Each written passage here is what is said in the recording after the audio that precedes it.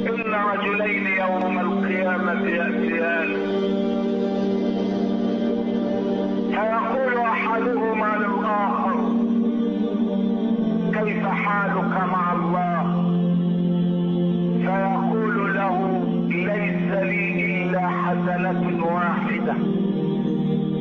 ثم يقول الآخر للأول: فكيف حالك؟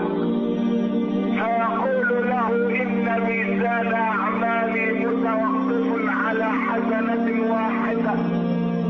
فيقول أبو الحسنة الواحدة: خذ حسنتي تلك وادخل بها الجنة، فأنا داخل النار داخلها، فبدلا من أن ندخلها سويا خذ حسنتي أنت وادخل بها الجنة ودعني أدخل النار وحدي.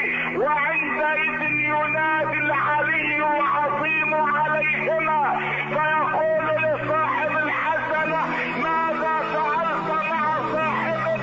فيقول: يا ربي أعطيته حسنتي ليدخل بها الجنة.